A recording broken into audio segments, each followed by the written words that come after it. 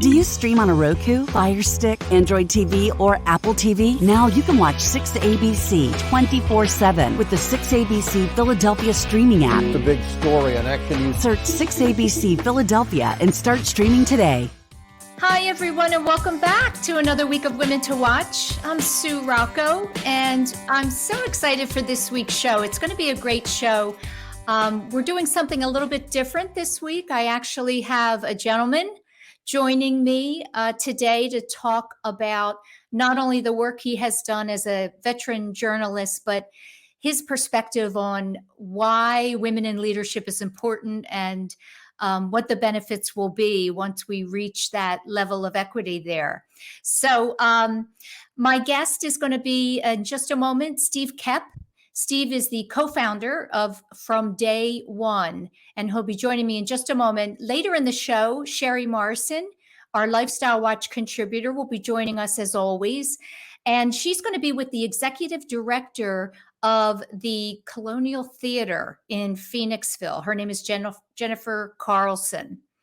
As always, if you're new to the show, you can learn all about our lineup and things that we have going on outside of the show at womentowatch.net.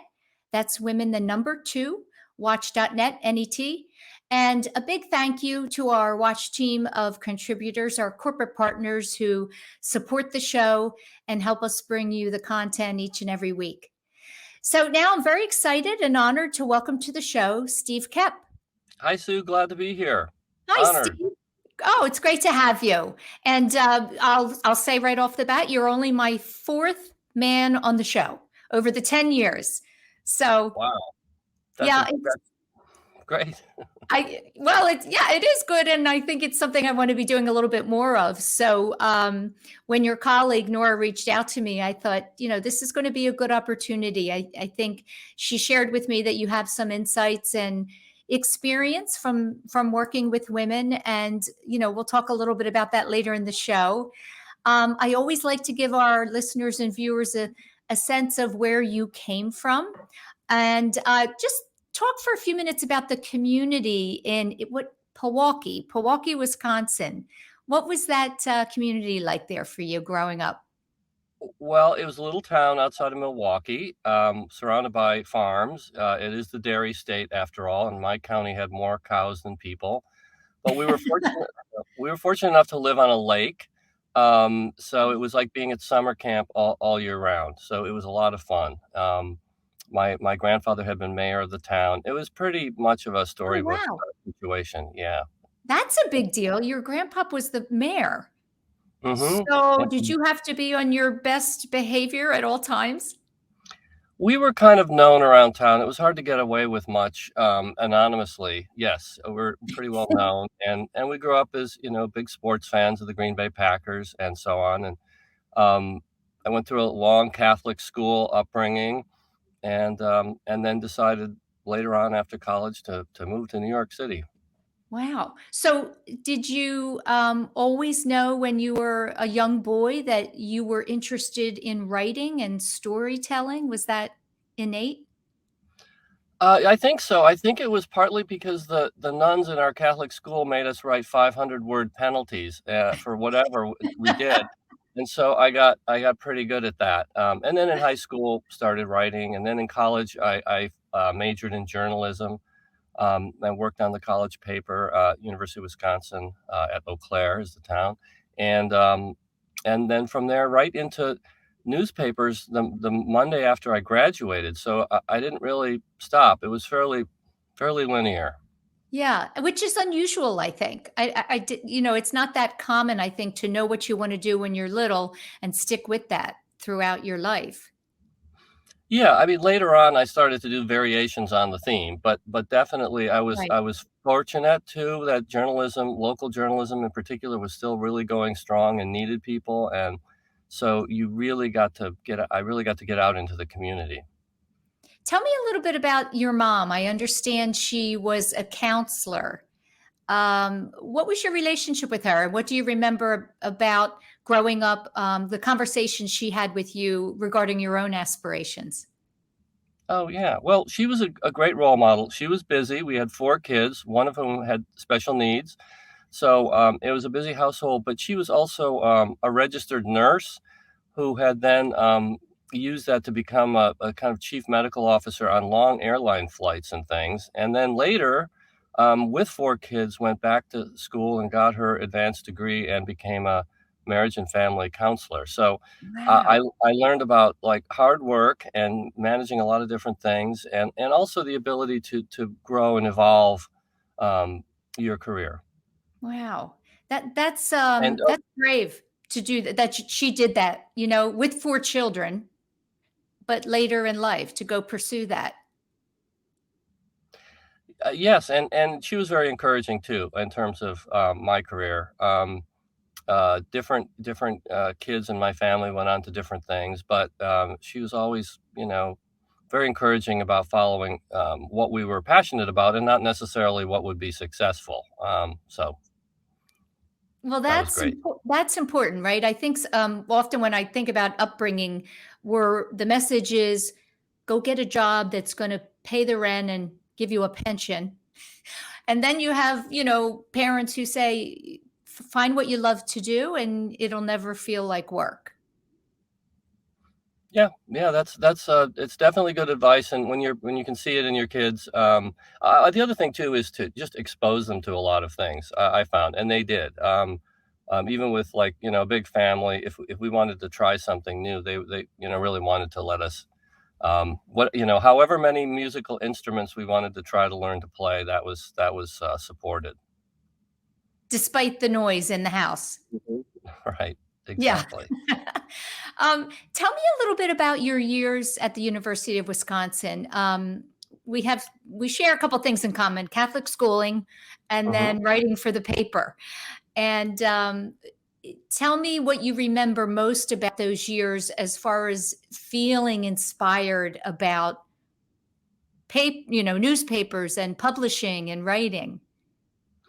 Well, it was a very the Eau Claire it's not the flagship campus. It's one up in the northwest part of the state, but it had a great ski team, and that was interesting to me. So I participated on that. But it also had a great college newspaper called The Spectator, and it was really a team sport. I mean, we got to do hands-on everything. We had a dark room. We printed our own newspapers back when there was a lot of printing going on. But just we just got to work with a lot of personalities. There was a real esprit de corps there. It was mixed gender. The editors in chief were often female, and it was exciting. We were taken seriously. We could stir up a lot of commotion with some of the stories that we would write, and so it was very satisfying. You could really see the impact of hard work and hard reporting. Do you remember a first story, perhaps, that got some attention that you were behind? Can you share? Yeah, sure. Oh, sure. Yeah, I remember one about on a campus they have the student senate and they have the faculty senate, and like I think it was my first story. I was sent out to cover the faculty senate, which is in an uproar about limiting the outside activities of professors. They can only have a certain amount of extra gigs, and this became a hugely controversial. And I reported on it, and so the professors were going to the student paper to find out what was going on, and so that was very satisfying. That was my first outing. I was also the editorial page writer, and I came out with a piece against against fraternities and sororities, and or whatever they were doing. I don't remember specifically, but I didn't approve. And I was really called on the carpet. I went to a sorority, and there was like a tribunal there, and with 12 chairs in a semicircle and my chair, and I realized that you're accountable for what you say, and what you write. So those were some very, as a still being a teenager, that was kind of quite a bracing real world experience. And yet you still decided to go on and pursue, the industry and storytelling. It's very true, but different today, I would say, without or with internet, right? And social media, the backlash can be immediate and even tougher. I'll say. Yeah, people are so much more in the spotlight now, in ways that they can get blindsided. You don't even know where it's coming from. Whatever you put out there can bounce around the internet. and then come back and catch you unawares. You shared with me, Steve, we had a conversation and you mentioned a woman named Terry Lynn, who was your very first boss. Okay. And I'd love for you to talk about why your time with her has stayed with you. Well, because it's one of those things where it's the first impression, first exposure really sticks with you because you're absorbing so many things at once.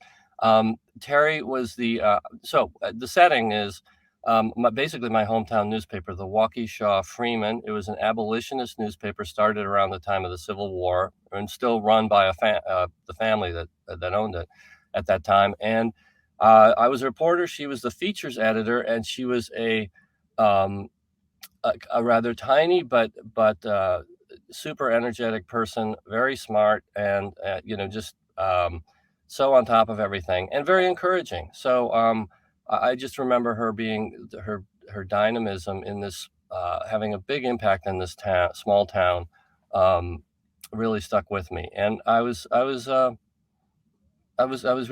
sort of comfortable with from that very beginning, with her as, my guiding force. And then I went on to other things. I was only there a couple of years, but I think she went off to Alaska to be an editor at a paper. So Wow. that was her spirit. And there was so when you went in there and that was your first job, there was no apprehension. Oh, my boss is a woman. I'm guessing it didn't make a difference to you. No, no, and it didn't. And also, first of all, no one's ever blind to gender. That's just as we're not colorblind. But within minutes of knowing her personality kind of transcended all that. So, one of a kind person. I wanted to talk about you worked at Fortune magazine, and am I Yes. right? You were an executive editor there as well. Yes, I spent most of my career as executive and deputy, in different editorial roles at Time magazine. But then later in my career, I decided I wanted to try new things. And so I went over to the sister publication and was executive editor at Fortune, where I handled things like the Fortune 500 and other franchises. And how about the most powerful women issue? When I see that title and it's annual, what do you think makes a woman powerful? Well, that's very interesting because it's not sheer rank. So this was a conference and an issue co-founded by my colleague Patty Sellers, and what was interesting was that they had a whole kind of set of criteria about it, and it included influence. It included, like, is this person accelerating in a industry that used to be kind of the old boys network, whether that might be the oil industry or banking. Mm. Um, um, Changes that they're making, the impact that they're having, and a whole bunch of factors. So it wasn't just were they at executive vice president and above or something like that, but and then there was an annual conference. I never went to it. The men weren't allowed unless you were Warren Buffett and a handful of other people who got a pass. Really? Oh, Yeah. wow. What was the reason for that? Well, it was, there was plenty of conferences for men. And I think it was to create not a safe space, but a very open and candid and frank place where the attendees could just speak freely, and play bridge with Warren Buffett and a few other things, the CEO of Goldman Sachs, and so I think it was a place of their own, and that made a lot of sense. Still does. So when you think about, obviously this show is very focused on women in leadership, and we talk about why it's important. So if I were to ask you, why do you think it's important that in the world we have more women in positions of, I'll say, power, decision making, policy making, in business? What is your personal view on that? Well, first is that you have to have the caveat that every person is different. So there are generalizations, but there are some valid ones about the way that women run organizations, in which they are perhaps more collaborative, so often more communicative, less ego driven, listen. Now, not everybody is the same, but Right. there are Right. patterns that you'll see in management studies it does make a difference, especially when you have a female CEO. Now there's so many at companies like Best Buy and General Motors and so on. There is a cultural shift, and offices and big organizations are white male centric, a lot of times it's not just in visible ways; it's in lots of small ways, and it's part of the system, and it does help to have new people to change that. And bring I often say that I think just by nature, women have gifts and qualities and abilities that men don't have, and vice versa. So if we're coming to a problem or developing something new or trying to be innovative, um, I feel that having those two together is going to bring the best result. Would you agree? Yeah, definitely. New approaches to problems are is another factor. Also, just we'll get into this probably later too, but women play roles in society that guys generally don't assume is theirs, and one is caregiving, whether it's kids, elders, all kinds, and I think that gives a sense of just being aware in terms of your radar of who needs help, having a little more empathy, um, and a little more understanding of people's whole lives, not just their work life, but everything in their life. And I think those are all really important qualities, especially in a very competitive and also a competitive labor market like right now. That may change in a recession, but at the moment, there will always be a lot of competition for top talent, and if you're a better boss, you're going to do better. So yes.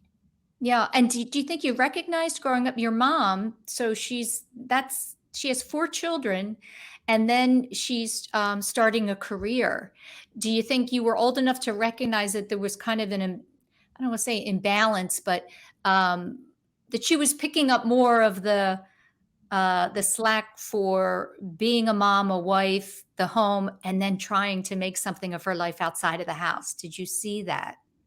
Yes, and one additional factor was that she was willing to accept help, and whether it was from distributing work among the kids Mm. or the neighborhood and the community. So as I mentioned, we grew up in a very Catholic community, and they would pitch in, especially with my brother who had special needs.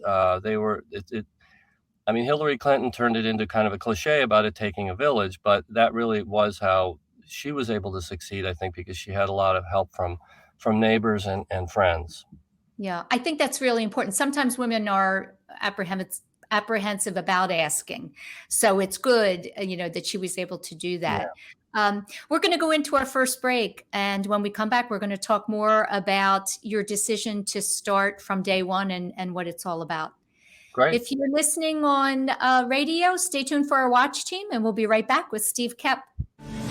Whether you're just getting started, already well on your way, planning for your future, drafting your vision, growing toward greatness, or finding that dreams really can come true. Whatever your next steps are, we'll be right here with you, just like we have been for 150 years. Start here, grow here, stay here. Penn Community Bank. Here we grow. Action News at 11 with Rick Williams. It's the team you trust to bring it all together. The stories that impact your community, a sports roundup for the locals, and the AccuWeather forecast you depend on. Action News at 11 with Rick Williams. All right, did you know I was the mommy slam dunk champion? Really? Yes, really don't sound so surprised. Let's see it. Oh, you're ready. All right, here we go. Let's hear the crowd. So go to right, go to left, fake them out. Mama, go up, mama! She did it. Again? You can't avoid gravity, but United Healthcare can help you avoid financial surprises by helping you compare costs and doctor quality ratings. United Healthcare. Uh-huh. The following is a real testimonial from the father of a young injured victim. I didn't think she was going to make it. Major Perry's daughter was the victim of a horrific accident caused by someone else's negligence. If you don't find the right counselor, law firm that you're looking for, you will get lost in the wilderness. Badly injured? Call the Fritz and Bianculli Law Firm at 215-458-2222 and find out why they say, "We got this." Go for the midnight dares. Go for the game. Go for the hits. Go for the fans. Go for the win. Go to Ocean Casino Resort. Book your trip at theoceanac.com. Do you stream on a Roku, Fire Stick, Android TV, or Apple TV? Now you can watch 6ABC 24/7 with the 6ABC Philadelphia streaming app. The big story and action news. Search 6ABC Philadelphia and start streaming today. Hi, and welcome back to the show. I'm Sue Rocco. You're listening to Women to Watch, and I'm joined this week by Steve Koepp. Steve is the co-founder and chief content officer of From Day One, which is a conference series and a journalism platform. And I do want to ask, when the kind of revelation came for you to start this, but I thought I would ask you about the film, The Paper, that you co-wrote with your brother. And if you had an opportunity to meet and work with Ron Howard, any fun facts you can share? Sure. Well, I'm glad you did your research. Yes, that was a for me because it was a once in a lifetime experience. Ron Howard is the director, is every bit the nice guy that you'd expect, super unpretentious, also very inventive, and I would say as a co-writer, I wrote it with my brother Dave, who is that's what he does for a living. He writes and directs, and one of the most fish out of water experiences was when. One of the characters is played by Glenn Close, and she plays kind of a bad guy, so to speak, in the office. And she was worried about the other characters and how they regarded her. So Ron said, Steve, could you go and talk to Glenn privately about her motivation and her character and all that? So I found myself in a room along with Glenn Close giving her advice. And I thought, this is really wacky. I mean, I knew what to say because we wrote that character based on people that I'd met in the business, but Right. that was I definitely had imposter syndrome there. Oh my gosh. Well, you're thinking I'm not going to give her acting advice. I'm just going to tell her a little bit more who the character is, right? Exactly. Yes, that I could do. What year did that film come out? A long time ago, 1994, and one of the interesting things about it is it's basically kind of pre-internet, and there are not, it's a very analog world, but it's built about one day in the life of a newsroom, and it's deliberately meant to speed up as it goes along, so it goes faster and faster and faster till the end. What was that experience like for you? It's different. Newspapers, magazines are different from film. And did you get the bug? I want to do this again and perhaps write another movie? Not really. I mean, I thought about some ideas, some of which I still have, but my career in journalism then as an editor was taking off. The 90s were very busy, and then of course around 9/11, what happened, and my own responsibilities got kind of swept me away. So I have not gone back to that. But it is gratifying to hear when people see it now that they realize, oh yeah, that's what it's like to be in a real newsroom. It's very exciting. So we captured a kind of a moment in time. Yeah. And how much would you say it's changed from then and that movie, that depiction of and today? Mm-hmm. Well, I think since the pandemic, it's been most dramatic because the part of the excitement was being in a big newsroom, and you can see that at like the New York Times and places. So for the last several years now, 2.5, people have not been in newsrooms. Now, to some degree, that lets them get out in the field more and so on. But but it's that sort of being in an energy hub of, chatter and being able to just walk across a room and hang by someone's desk and ask for advice or something. That's the kind of essential thing, and I hope it's coming back. Yeah, there is a lot. There's a difference between the energy when people are around you and you can bounce ideas, and when you're working all by yourself. Oh yeah, Yeah. definitely something is missing there. Right. So tell me, with regard to your career, you had an epiphany that you shared with me, and I'd love for you to talk about that.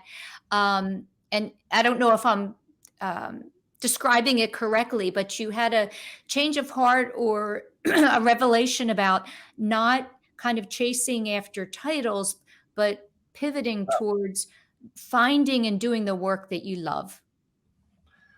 Yes, I decided at some point after sort of climbing the ladder for a couple, 2 or 3 decades at Time Magazine, to try shorter cycles of new things. I decided, okay, late in my career, I want to have just be learning all the time and being plunged into new things. So I went to Fortune, which wasn't as vast a change, but then also into individual projects.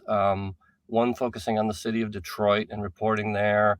Another was going into the book publishing unit of our company and publishing books and getting to edit a whole book by Kareem Abdul-Jabbar, who is a boyhood hero of mine, and just doing new things. And then it included a small startup company in Brooklyn reporting local news, which I realized was never going to make money. But I also, at the same time, was observing a kind of a change in the weather in business. And I had been a business reporter, of course, in which there was a focus on not just shareholders in the stock market, but everybody else that your business impacts, the stakeholders, workers, community members, and so on. And so I'll pause here for your next question, but that led to the next thing. The next thing. So my guess is that is what led to From Day One. And so first tell us the title, I think, if you can say what that's about, it'll help people understand. Sure. It originally had a little different intention. We at this local news outlet I had in Brooklyn, we had a podcast called From Day One, because it was about Brooklyn business founders, all different people, different neighborhoods, guy who started Brooklyn Brewery, other folks, and so that made sense. And so when we first had a conference, when I joined with two partners who are very expert in doing conferences, we used that name, and it just kind of felt right. We already were working with it. It seemed like it suggests a turning point, a new chapter, and that's what we really wanted to focus on, and being very newsy and looking at looking at corporate values. So would you say that the very first thing you did in 2018 was the conference in Brooklyn? Yes, yes, indeed, we had a conference, and lo and behold, it was successful, and we had sponsors, people like AT&T. And my partners had some experience working with sponsors, and it worked. The community really supported it. New York University. It just seemed like once we described it as this is a forum on corporate values and how companies can behave better, people thought, oh, okay, we want to be like that. We want to talk about that. So it took off right from the beginning. Does it encompass, a new acronym, CSR, corporate social responsibility? Is that part of it? So, on the one side, we're talking about how companies and businesses can have better relationships with their employees and their clients, et cetera. Corporate social responsibility is, where do we want to give back? We can't just make profit and not do something good with it. Definitely. And in the last few years, the whole broad continuum of human resources or human capital has expanded into a bunch of specialties that includes diversity, equity, and inclusion, things like talent acquisition. And one important thing is corporate social responsibility or social impact. And it's not just about doing good in your community and being popular with citizens. It also affects the other parts of your company, in the sense that if you're trying to attract employees with more than just higher pay or benefits. If you can show that you're doing important positive things in the community, that's important to them. So it really does have a halo effect on all your corporate activities if you show you care, and also you're thoughtful about what you're doing, because you can't fix everything, but some companies have the skill and the people power to have an impact. I find it so interesting. I think the younger generation today is demanding transparency.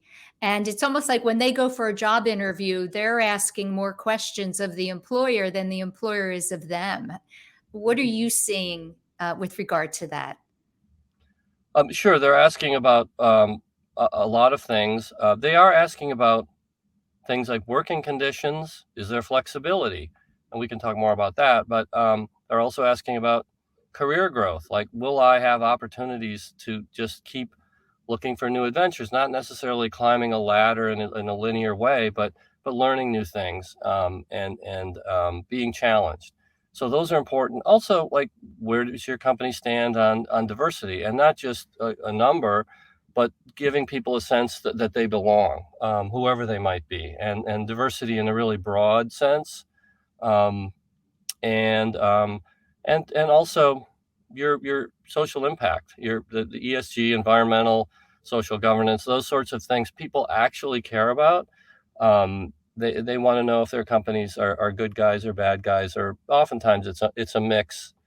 Big companies have lots of different things going on. Right. Tell me, so when we think about flexibility, particularly for women who are Mhm. juggling a lot of different things, what are some actionable things companies and businesses can do that maybe they've not thought about? Well, flexibility gets a lot of lip service as just like one big idea, but it can be broken down into important parts. And there are, as one of our recent speakers at our events pointed out, there's three factors in flexibility. One can be, well, where you work, and that includes how often do you have to report to an office and so on. Excuse me. Also, time. When do you have to be on the clock? And a lot of people who are caregivers can't just be 9 to 5 or 8 to 6 or whatever it might be.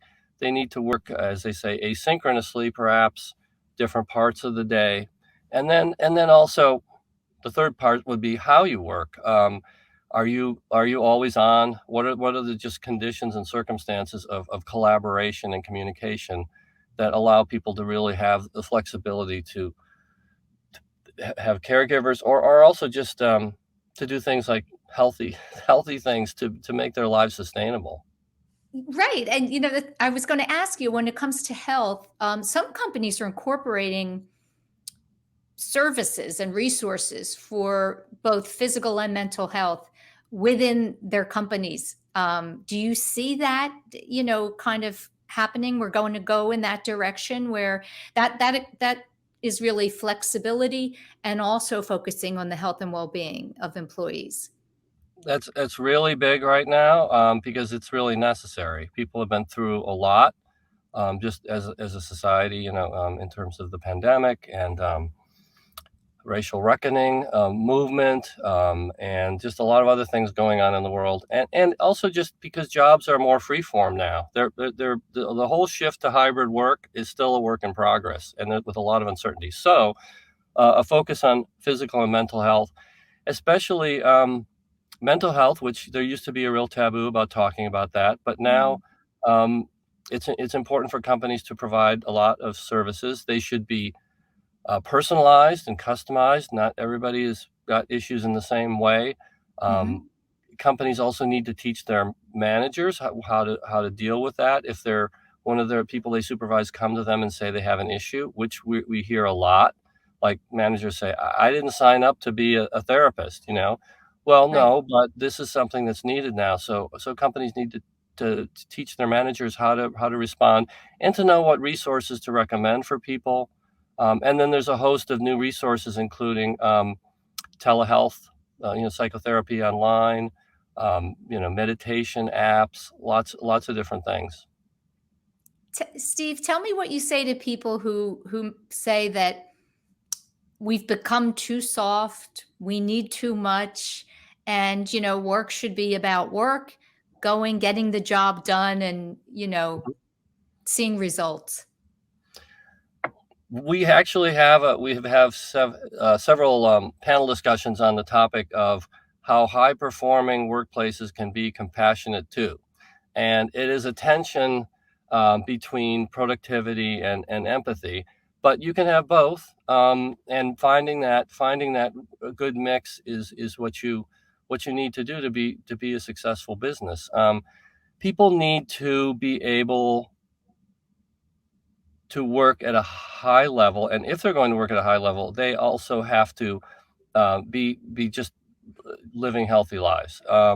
And if the demands of work are causing strain in terms of substance abuse or fatigue or just plain exhaustion, they're not going to be able to produce. So it's in the best interest of the business to keep people healthy and working at their best that they can be. Yeah. I would argue that the people that push back against it are probably not comfortable facing their own issues and challenges. They just want to kind of deny, look away, and not understand exactly what you just said about if you're fit emotionally, mentally, physically, everything's going to go up. Prosperity is going to come. People are going to be successful.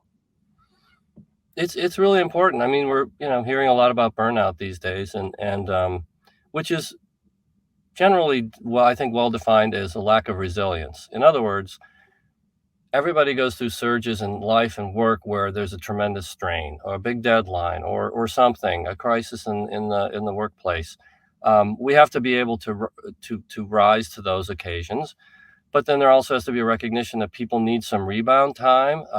There needs to be a kind of a culture of resilience where, okay, let's help people rebound so they can face the next surge. So yeah, it's something to recognize. Do you, Steve, have, when we talk about all the things that have happened in the world, and it has been a lot, it's been a lot of heavy stuff. Do you have a life philosophy, a mantra that you go to in tough times? Where, what do you lean on? What is a belief you have that gets you through those tough times?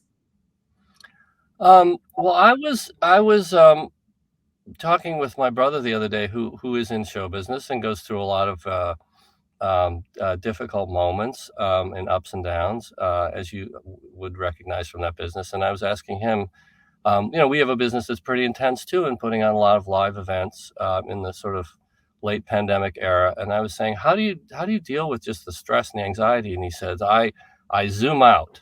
And that's a term everybody knows, but this particular application is to get away from the crisis at hand and look at, well, okay, what are you grateful for? What's going right in your life? How big will this problem seem a year from now or 10 years from now? Mm-hmm.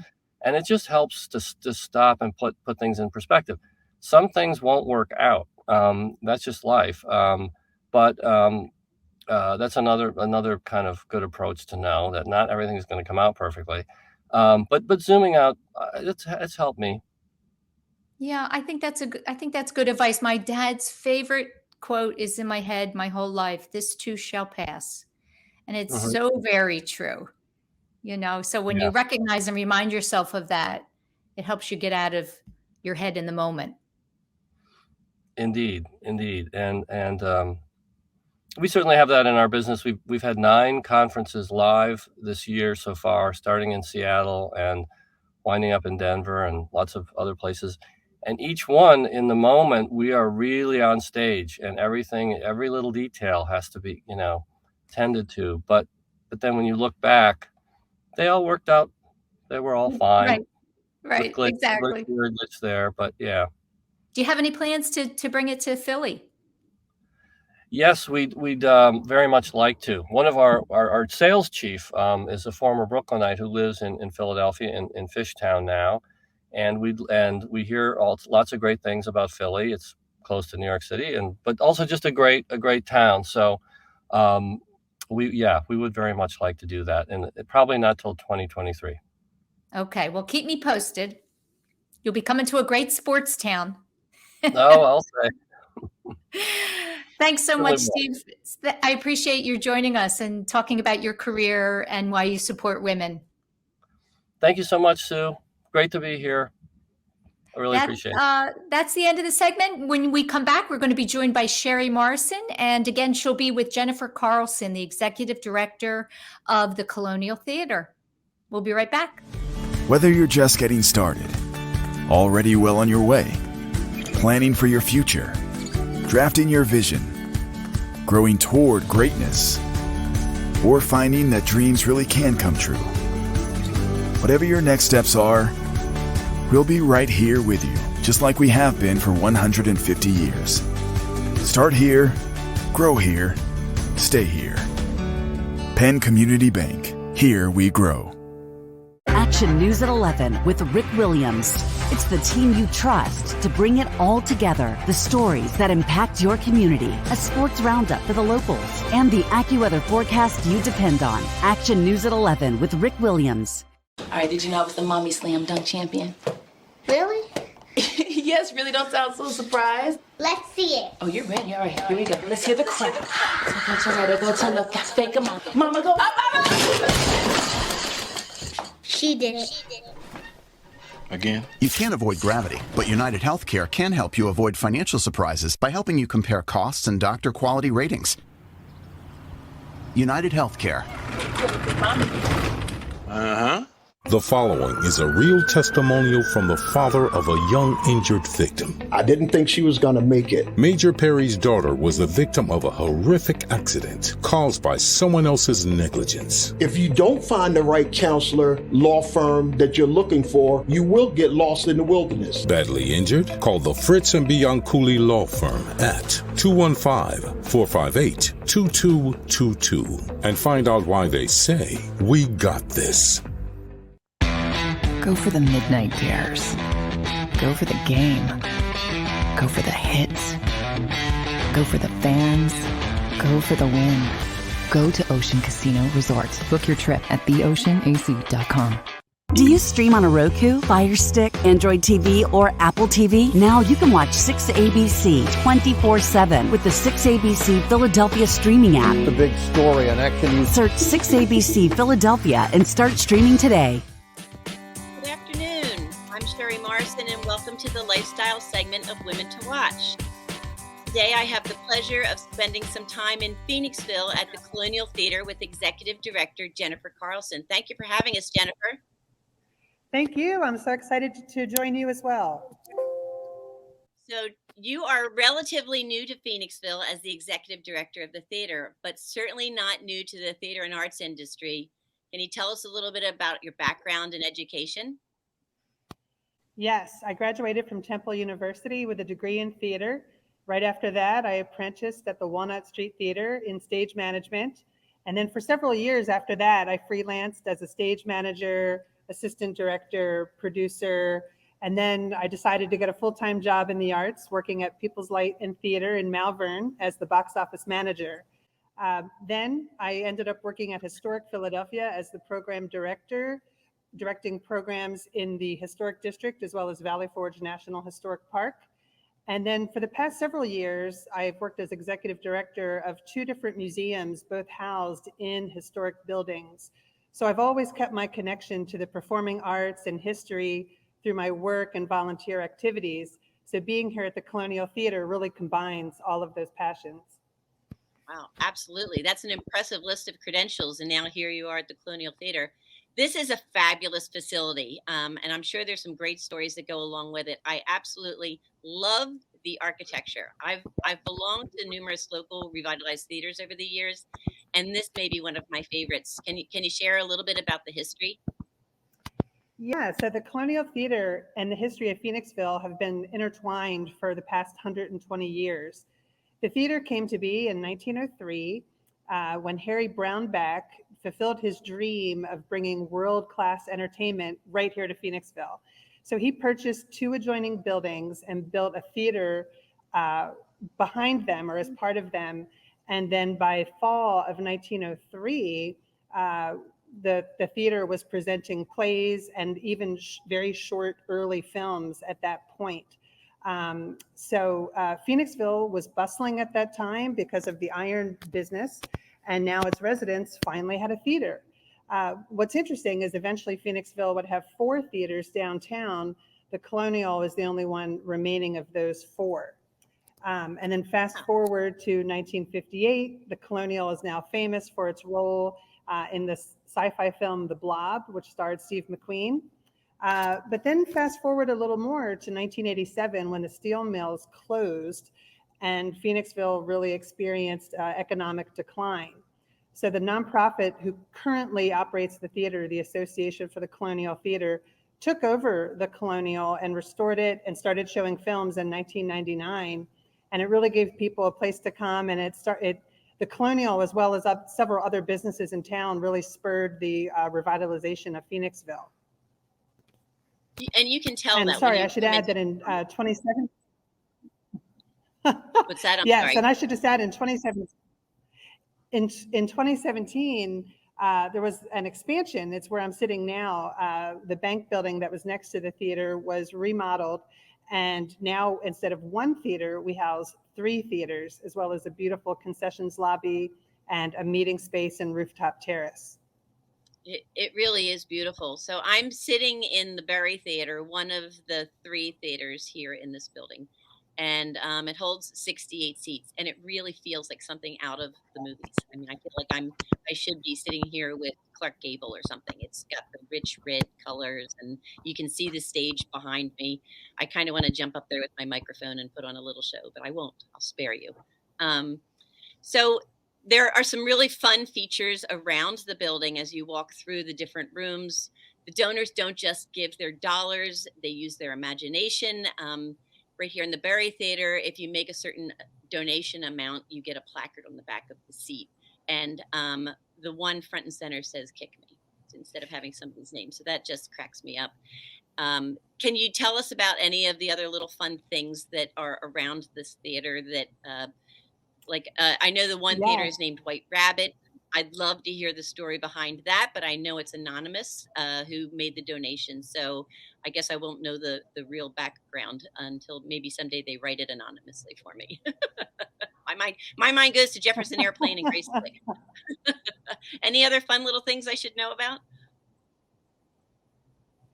Yeah, so actually right next to the entrance to the White Rabbit Theater, we do have an elevator, which is part of what makes this expansion so exciting, is that it makes our spaces more accessible. Unfortunately, the historic 1903 theater, not as accessible yet, but we have a wonderful elevator that does hit all of the different spaces in the expansion, and the donor decided to call it Shaft, the Isaac Hayes elevator. So there's all kinds of whimsical, interesting things to see here besides our programming. Yeah, that's great.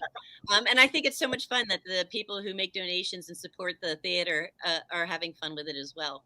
What other events do you do at the theater other than just films and movies?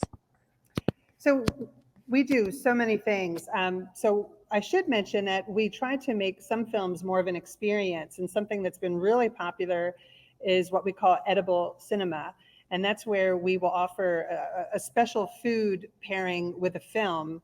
And people just love it. The next one we have coming up is in August, and it's for Mamma Mia. We're going to be partnering with Avalos Greek Cuisine in Phoenixville. So for a bit more of a ticket price, you can get the ticket for the film and this food pairing. And we do that regularly throughout the year. So we also have other types of film events. There's horror marathons. Sometimes we have speakers talking about the films. But we do host live musical concerts and comedians and other types of performances. So John Lovitz will be here in August. Rufus Wainwright will be here in October. So definitely check out our website because we have so many interesting performances coming up. I think you're going to be seeing me a lot. So this coming weekend is the biggie. It's the Blob Fest. And as you mentioned, the Blob, the thriller, was filmed here at the Colonial Theater in 1958. The Blob Fest itself, festival, is taking place Friday through Sunday, the 8th through the 10th. So the movie starred Steve McQueen. And I watched the trailer for the first time. I watched the movie when I was little, and I was scared to death. You just were afraid this big green blob was going to swallow you up and eat you, and you'd be gone forever. I'd never understood how you couldn't outrun it, but whatever. I watched the trailer this weekend for the first time, and I had a really good chuckle because I can't imagine being scared of it, because now the movies are so realistic and have so much going on. It's easy to be scared now, but because it's real.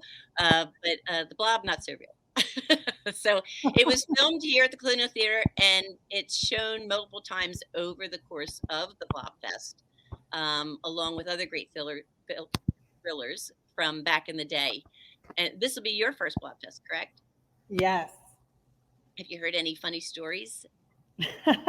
Well, it started early on with a group of volunteers, and it's grown every year. And I'm looking forward to seeing the alien. Apparently, someone comes dressed as a big alien every year for the famous run out scene, which we do on Friday night. So I'm really looking forward to that. You do a reenactment of the last scene where everybody runs out of the theater? Yeah, so that takes place on Friday night, and we have sold out of those tickets, but that doesn't mean you couldn't find a spot on the street and watch the run out and take it in. Oh my gosh, that's hilarious. I know people that have been up here and actually set up chairs just so they can watch the run out. So it's funny how this has become such a big deal. And there's so much to do here in Phoenixville in addition to the theater. It's great for all ages. You can do a day trip, you can do a weekend getaway without having to deal with airports and a lot of travel, gas and everything else. So it's a really big win for everybody, and a mini getaway or a staycation, whatever it is for you. In addition to, I know this past weekend you did a little kayaking. There's some kayaking nearby. So there are lots of things to do. I really think it's important, not just here in Phoenixville, but we're really fortunate in the counties surrounding Philadelphia, Montgomery, Bucks, Chester, and Delaware to support your local theaters. These are all nonprofit groups with a lot of people that are just helping revitalize the area. It helps everybody in so many ways, and it's such a nice way to spend time with your family instead of being stuck on your phone or on your computers at home. And here in Phoenixville, much of what goes on is outside, so it's a really great option for everybody as they are trying to do things during COVID and save money by not using gas and all the other situations that are taking place right now in our world. So I really want to thank you, Jennifer, for introducing us to this fantastic facility and for your time over the last couple of days with me. And I hope everybody will come and enjoy this theater and everything else that goes along in Phoenixville. For more information about the Colonial Theater and upcoming films, shows, performances, if you want to have a special event here, you can rent this very theater. It's 68 seats, but you can rent it for 12, have a private viewing. You can bring in your own caterer. You can have a cocktail party. It's just lovely. So if you want more information, go to thecolonialtheater.com, and theater is spelled Theatre, and it's at 227 Bridge Street in Phoenixville. So I hope you will all join me next week as I visit with Ellen Yin. Ellen was the founder and co-owner of High Street Hospitality Group. She's also the operator of 4 of the country's most noteworthy restaurants and bars, including Fork. She's known as the woman who first transformed Philadelphia's dining scene and Philadelphia's most successful and insightful restaurateurs, and a trailblazer with the farm-to-table concept. So I'm excited to talk to her and introduce you to her newest venture and project, the Wonton Project, which was born out of the pandemic as a takeout and delivery pop-up and benefits Asian Americans United and Advancing Justice. There are 2 organizations working to combat discrimination against Asian Americans. So thank you again, Jennifer. Keep living your dreams, ladies, and back to you, Sue. Whether you're just getting started, already well on your way, planning for your future, drafting your vision, growing toward greatness, or finding that dreams really can come true. Whatever your next steps are, we'll be right here with you, just like we have been for 150 years. Start here, grow here, stay here. Penn Community Bank. Here we grow. Action News at 11 with Rick Williams. It's the team you trust to bring it all together. The stories that impact your community, a sports roundup for the locals, and the AccuWeather forecast you depend on. Action News at 11 with Rick Williams. All right, did you know I was the mommy slam dunk champion? Really? Yes, really, don't sound so surprised. Let's see it. Oh, you're ready. All right, here we go. Let's hear the crowd. So go to right, I go to left, fake a mama. Mama, go up, mama! She did it. Again? You can't avoid gravity, but United Healthcare can help you avoid financial surprises by helping you compare costs and doctor quality ratings. United Healthcare. Uh-huh. The following is a real testimonial from the father of a young injured victim. I didn't think she was going to make it. Major Perry's daughter was the victim of a horrific accident caused by someone else's negligence. If you don't find the right counselor, law firm that you're looking for, you will get lost in the wilderness. Badly injured? Call the Fritz and Bianculli Law Firm at 215-458-2222 and find out why they say, "We got this." Go for the midnight dares. Go for the game. Go for the hits. Go for the fans. Go for the win. Go to Ocean Casino Resort. Book your trip at theoceanac.com. Do you stream on a Roku, Fire Stick, Android TV, or Apple TV? Now you can watch 6ABC 24/7 with the 6ABC Philadelphia streaming app. The big story on Action News. Search 6ABC Philadelphia and start streaming today. Hi, and welcome back. I hope everybody enjoyed the show this week. That was so fun to hear from Jennifer Carlson at the Colonial Theater. I am definitely going to be going to the Mamma Mia food pairing. That sounds amazing. And thank you to Sherry for bringing us the segment. Thanks to Steve Koepp for being a gentleman on the show. And be sure to check out womentowatch.net for all things related to the program, including our lineup of guests yet to come. Next week, I'm going to be joined by Emily Bibb, and she is the founder of a company called Brief, which is a marketing agency that matches people and businesses with the right marketing expert. So have a great week, everyone, and stay well. Do you stream on a Roku, Fire Stick, Android TV, or Apple TV? Now you can watch 6ABC 24/7 with the 6ABC Philadelphia streaming app. The big story on Action News. Search 6ABC Philadelphia and start streaming today.